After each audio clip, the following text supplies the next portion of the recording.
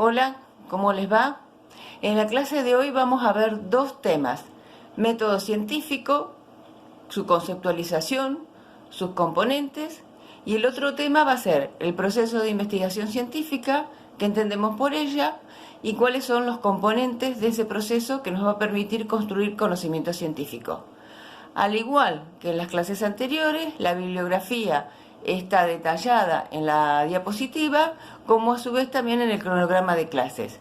Verán que mi ficha, que se llama Nociones Generales de Método Científico, aparece como complementaria, porque en ella, si bien retomo algunos aspectos que dice Sabino en su material, también incluyo algunas otras definiciones de otros textos que no son obligatorios en nuestra materia, pero son conceptos que vamos a usar. Así que bueno, esperemos que esta clase les resulte fructífera. Bueno, en esta diapositiva estamos viendo la red conceptual. Vamos a retomar un poco lo que vimos en las clases anteriores. En su momento nosotros vimos que el conocimiento es un proceso, el resultado de un proceso que desarrolla un sujeto que requiere conocer algo sobre un objeto. A lo largo de la historia vimos que el ser humano fue desarrollando distintos tipos de conocimiento: la magia, la religión, el arte, la filosofía y la ciencia. A nosotros nos interesa esta última. Vimos a su vez que ese conocimiento tiene ciertas características como la objetividad o la pretensión de objetividad, la rigurosidad, la sistematicidad, la falibilidad, etc. Luego nos enfocamos en el sujeto, es decir, vimos que ese sujeto que quiere conocer puede tener, durante el desarrollo de ese proceso de conocimiento, se le pueden presentar dificultades que los llamamos obstáculos.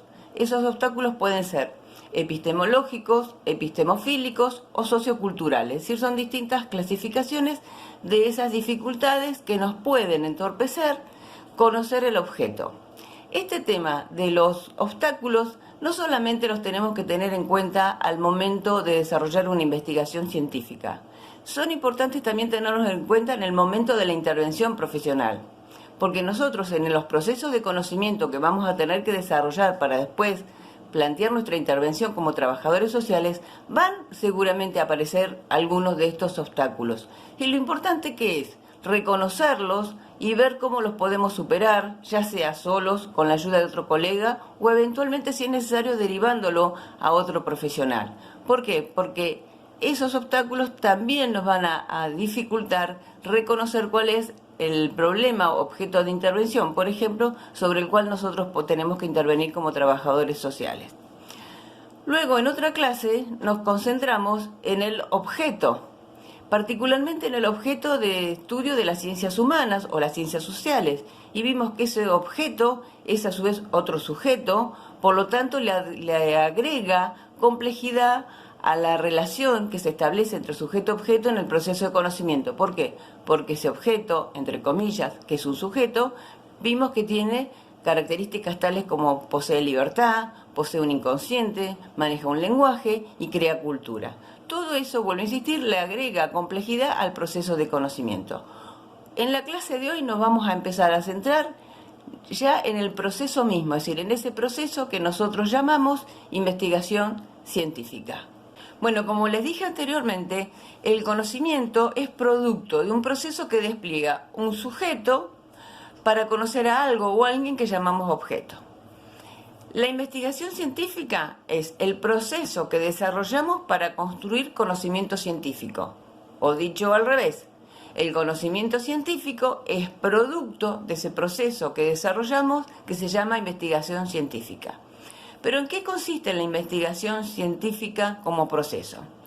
La investigación científica como proceso supone la aplicación de un cuerpo teórico para conocer el objeto de estudio o el objeto de conocimiento, como lo queramos llamar. Y el despliegue de una serie de estrategias y la aplicación de una serie de procedimientos para aplicar ese marco teórico en el plano empírico. En definitiva, la investigación científica supone la confrontación entonces de un plano teórico con un plano empírico. Recuerden, cuando vimos las características de la ciencia, decíamos que una de sus particularidades era que debía verificar sus afirmaciones. Y verificar sus afirmaciones significa que lo que está planteando a nivel teórico debe corroborarse en el plano empírico. Por ejemplo, cuando nosotros desarrollamos una investigación, supongamos que queremos estudiar a la familia, podemos elegir como enfoque teórico el psicoanálisis o podemos elegir la teoría de los sistemas o alguna otra teoría. Esa teoría nos debe permitir dar cuenta de los hechos que estamos observando. Si eventualmente esa teoría no nos permite entender, comprender o explicar los hechos que estamos observando, lo que tenemos que tomar la decisión es de elegir otro marco teórico, porque acá el problema no son los hechos, sino el problema es que hemos elegido un encuadre teórico que no nos permite dar cuenta de esos hechos que estamos observando. Ya sea porque la teoría es la incorrecta o en una de esas, bueno, tendremos que desarrollar otra teoría para que nos dé cuenta de esos hechos. Y los hechos son siempre los mismos, lo que va variando es el análisis o la interpretación teórica que nosotros hacemos de la realidad. Vuelvo a insistir entonces que la investigación científica supone la articulación de un cuerpo teórico con un cuerpo empírico y constituyen por sí mismas una unidad. Bueno, recién yo les decía que la investigación supone la articulación de un cuerpo teórico con un cuerpo empírico o la articulación de la teoría con la empiria. Pero ¿cómo se hace esa articulación entre la teoría y la empiria? Podemos decir de que existe, particularmente en el caso de las ciencias humanas o las ciencias sociales, diferentes formas de percibirla o analizarla. Es decir, existen lo que se llaman distintas lógicas de investigación. Y esas lógicas de investigación o formas de hacer la articulación teoría-empiria son diferentes porque parten de distintas concepciones epistemológicas respecto al hecho social, es decir, cómo yo concibo desde lo epistemológico al hecho social. Y eso nos va a llevar dentro de las ciencias humanas a una clasificación donde podemos identificar lo que se llama la investigación cualitativa y la investigación cuantitativa, que es el tema que vamos a desarrollar en la próxima clase. Esto lo que significa, sobre todo en las ciencias humanas en particular, que la naturaleza del objeto de estudio es el que me va a definir el tipo de lógica de investigación que yo voy a utilizar. Vuelvo a insistir, en la clase que viene, cuando veamos las diferencias entre la investigación cualitativa y la cuantitativa, esto lo van a terminar de comprender, porque depende de cómo yo mire, conciba la realidad, en definitiva, es la que me va a decir cuál es la mejor forma de hacer la articulación teoría-empiria.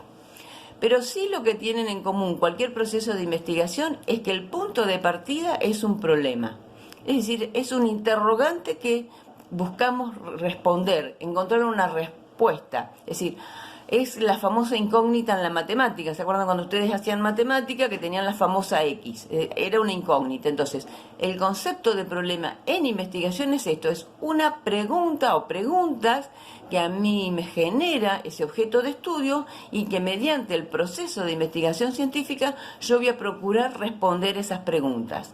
Igual este tema después lo vamos a ver en profundidad en otro momento. Entonces, lo que sí tenemos que tener en claro que la investigación científica es un proceso, pero no es un proceso rígido, no existe un solo camino, como yo les decía recién, existe lo cual y está lo cuanti, pero y sobre todo la investigación tiene que ser, juega mucho la creatividad, pero no por ser creativa no significa que no sea rigurosa. Muchas veces confundimos rigurosidad con rigidez. La rigurosidad significa que uno va respetando ciertas pautas, ciertas reglas, ciertos procedimientos reconocidos científicamente, pero eso no quita que la rigurosidad a nosotros no nos impide ser creativos en el desarrollo de ese proceso de investigación. Por lo tanto, el proceso de investigación científica, para que su producto sea considerado un conocimiento científico, es porque ese proceso se desarrolló dentro de estas reglas que yo les decía, que llamamos método científico y que a continuación vamos a ver en qué consiste. Bueno, entonces, ¿qué es el método científico? Lo primero que podemos afirmar es que no existe un método científico.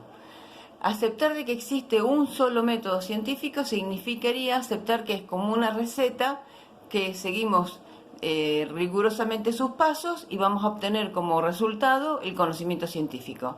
En realidad, este tema de que existe un método científico está vinculado a la historia de las ciencias. las primeras ciencias que se desarrollaron fueron las ciencias naturales. Y básicamente estas ciencias trabajan con lo que se llama el método hipotético deductivo, es decir, aquel método que trabaja desde lo general a lo particular o desde lo abstracto a lo concreto. Que estos temas los vamos a ver bien en la próxima clase cuando hablemos de la lógica quali y quanti, que también trabajamos con lo deductivo y lo inductivo. Pero bueno, esas fueron, podemos decir que de alguna manera las ciencias hegemónicas en su momento. Entonces todas aquellas ciencias que fueron surgiendo después, como fueron las ciencias sociales o humanas, ya a partir del siglo XIX, fines del siglo XIX, debían adecuarse a ese método científico porque se consideraba el método.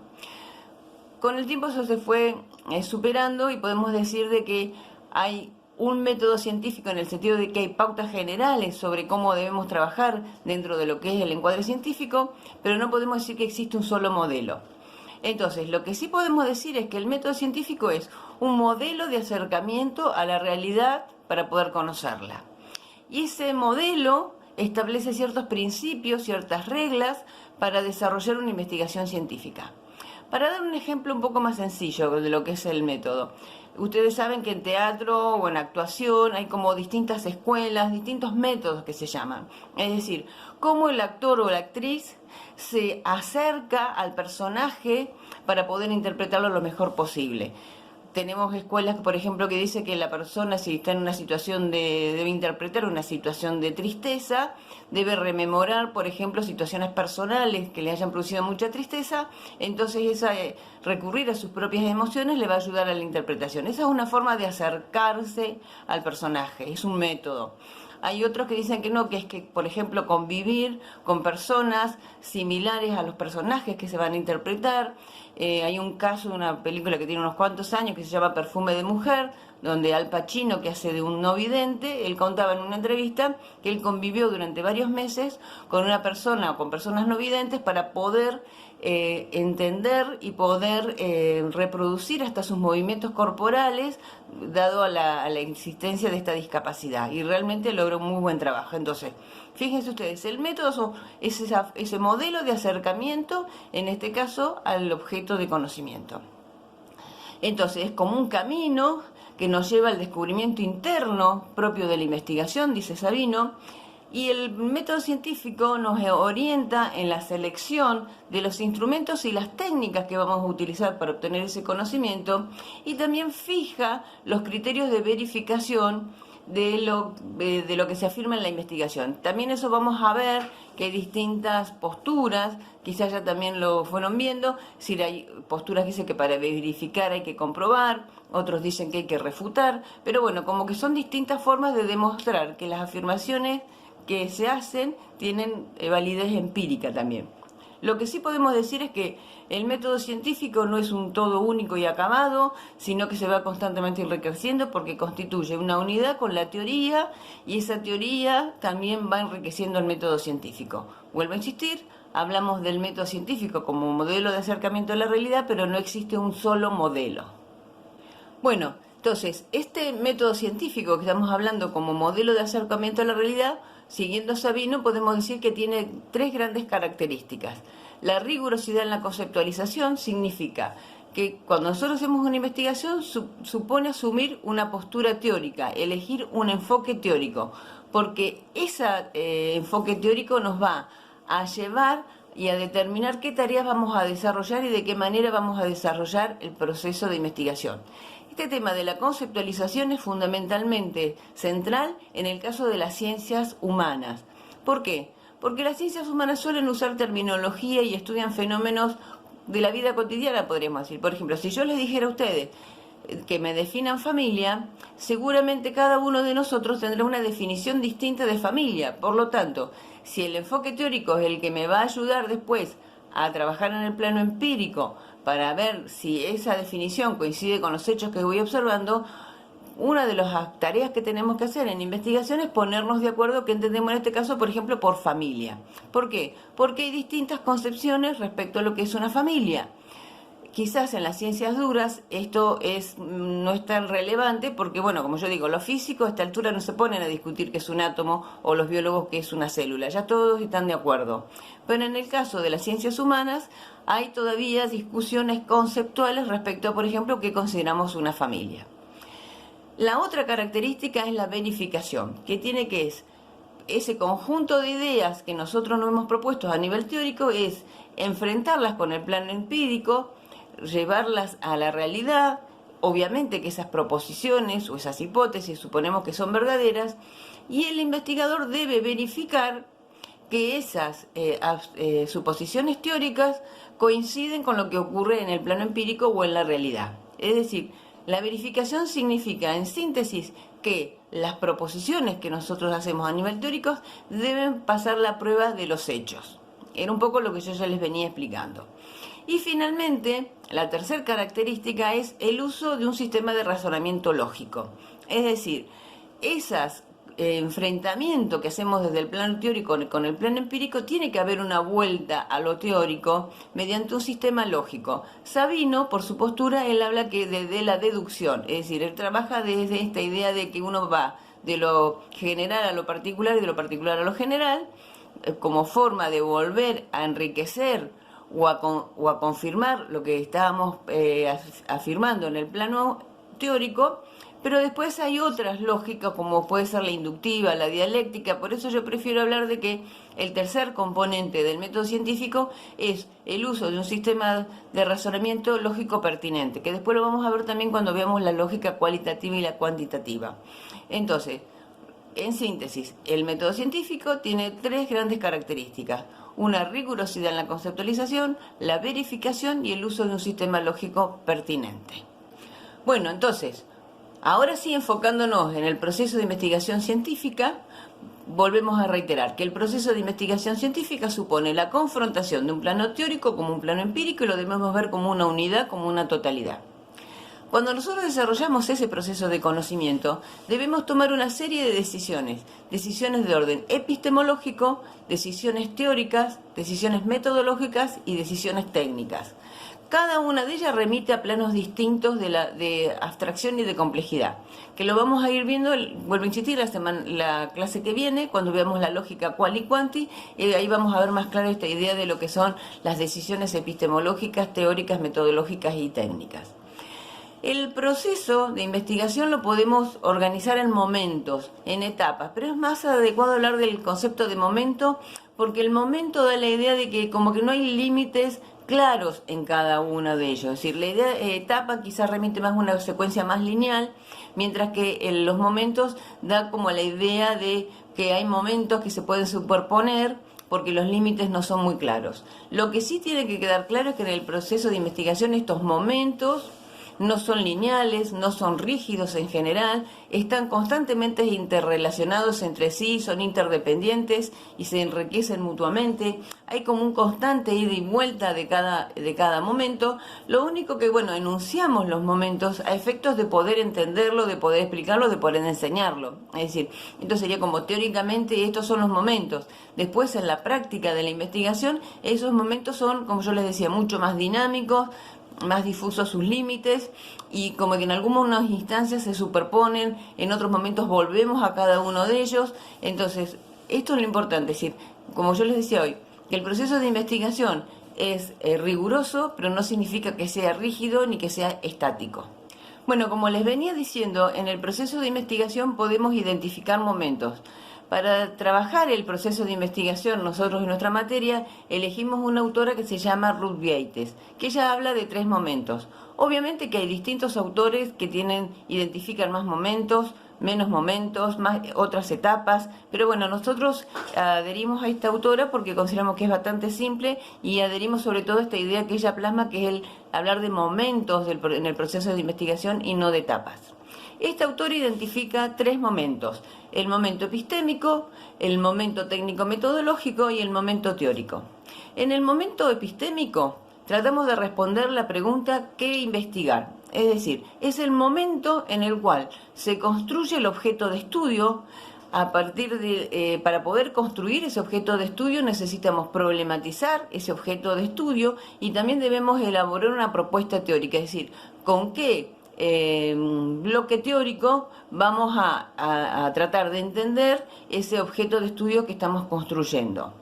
El segundo momento es el momento técnico-metodológico, que es aquel que responde a cómo voy a investigar, que es a partir de que una vez que yo construí el objeto de estudio, decidí el enfoque teórico que voy a trabajar, decido plantear cómo voy a hacer la contrastación empírica, es decir, cómo me voy a acercar al plano empírico.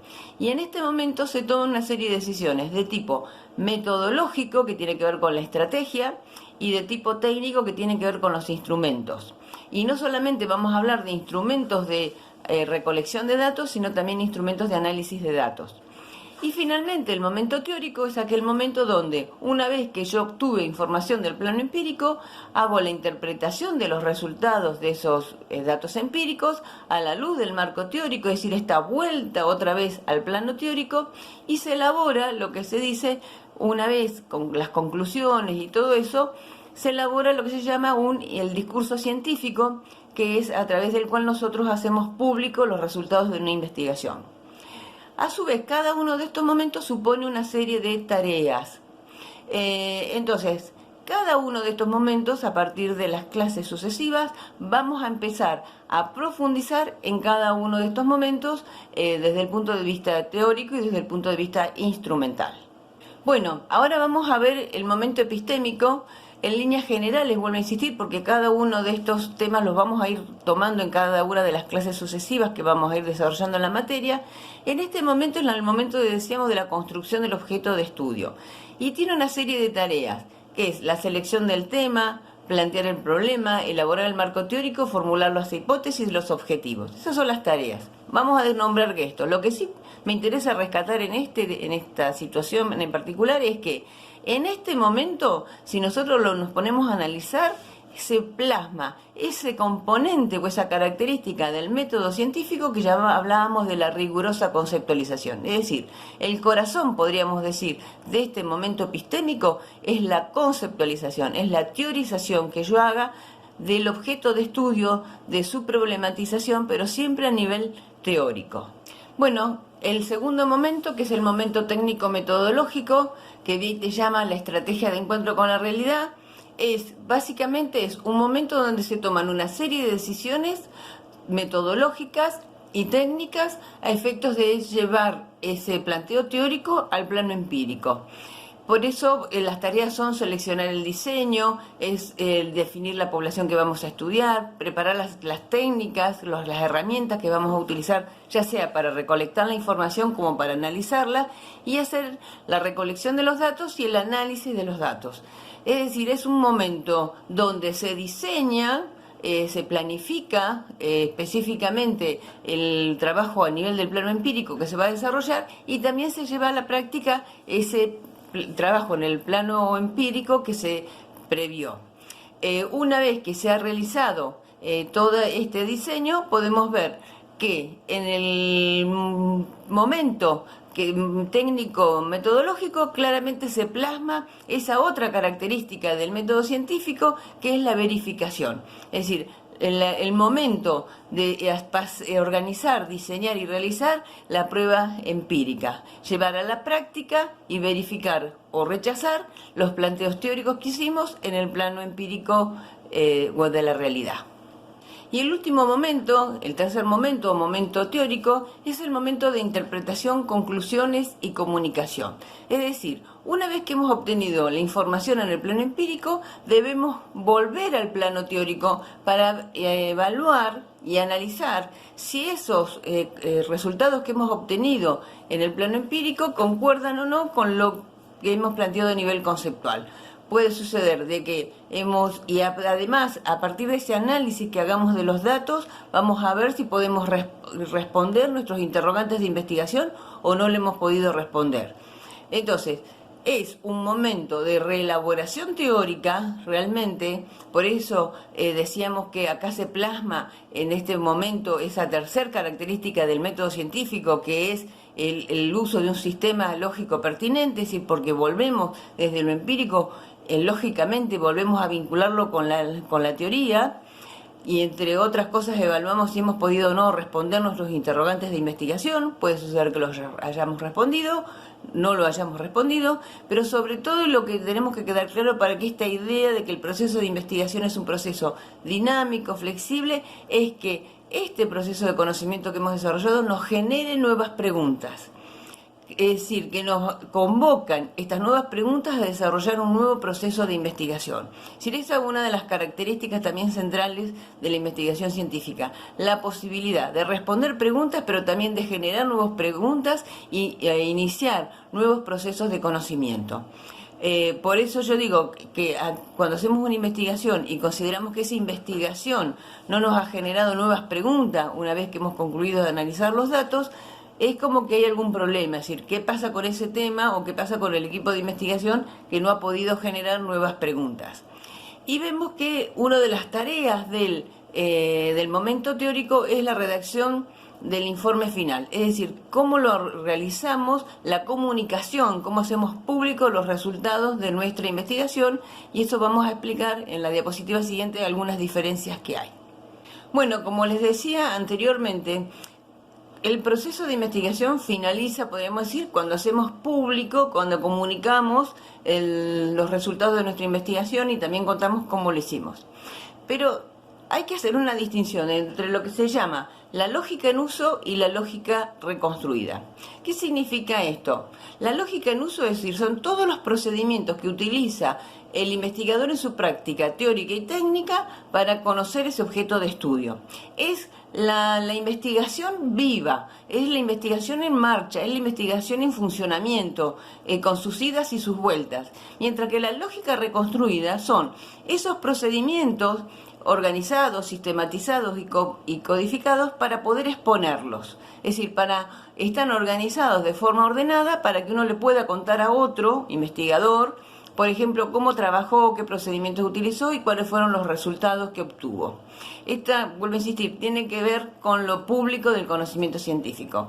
Yo, para que se pueda entender la diferencia entre la lógica en uso y la lógica reconstruida, siempre doy el ejemplo de una película. Es decir, la película, nosotros sabemos que en la película hay un argumento, hay una historia, ese argumento tiene un orden, pero no siempre las escenas se filman en la secuencia que está en el argumento o en el libreto, sino que a veces se van alterando las escenas por distintas razones, pero después cuando nosotros vamos al cine, lo que vemos es la lógica reconstruida, es decir, la película ordenada en la secuencia que corresponde, porque si nos expusieran las películas en el orden que nosotros fue filmada, y quizás no entenderíamos nada, porque en una de esas, por razones de tiempo, se filma el final de la película y después por razones de clima, y en otro momento posteriormente se filman las escenas iniciales. Entonces, esa es la lógica en uso. Mientras que, bueno, insistir, la película editada, armada y organizada es la lógica reconstruida. Bueno, cuando nosotros hacemos un informe de investigación, hacemos eso, es decir, ordenamos de forma coherente, clara y precisa cuál fue toda la secuencia para que el que lo lea o el que lo escuche o el que le interese poner a prueba también esa misma investigación en otro ámbito pueda entender cómo fue que se desarrolló ese proceso. Entonces, siempre yo digo, nosotros cuando hacemos los informes finales parece que a veces obviamos poner que tuvimos dificultades, etcétera, etcétera.